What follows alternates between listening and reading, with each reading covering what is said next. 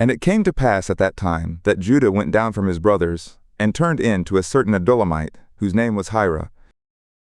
And Judah saw there a daughter of a certain Canaanite, whose name was Shua.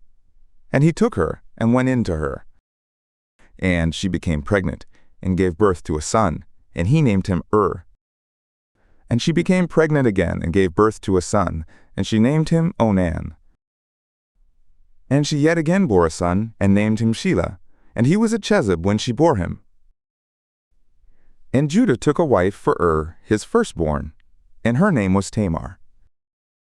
And Judah's firstborn, was wicked in the sight of Yahweh, and Yahweh slew him. And Judah said to Onan, Go into your brother's wife, and perform the duty of a husband's brother to her, and raise up seed to your brother.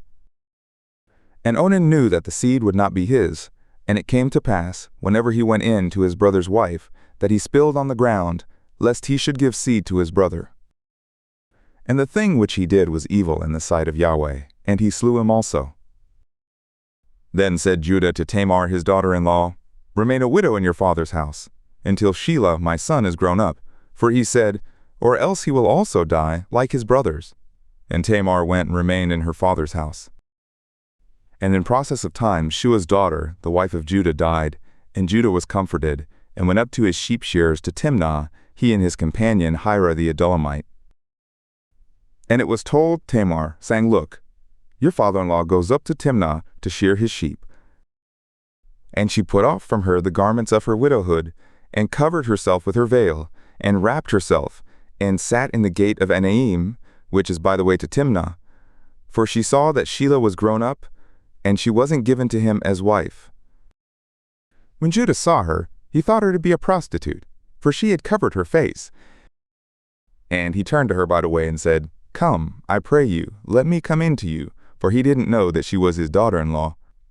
And she said, What will you give me, that you may come in to me? And he said, I will send you a young goat from the flock. And she said, Will you give me a security deposit until you send it? And he said, What security deposit shall I give you? And she said, Your signet and your cord and your staff that is in your hand. And he gave them to her, and had sex with her, and she became pregnant by him. And she arose and went away, and put off her veil from her, and put on the garments of her widowhood. And Judah sent the young goat by the hand of his companion the Adullamite, to receive the security deposit from the woman's hand, but he didn't find her. Then he asked the men of her place, saying, Where is the prostitute that was at Enaim by the wayside? And they said, There has been no prostitute here. And he returned to Judah, and said, I haven't found her. And also the men of the place said, There has been no prostitute here. And Judah said, Let her take it to her, or else we will be put to shame. Look, I sent this young goat, and you haven't found her.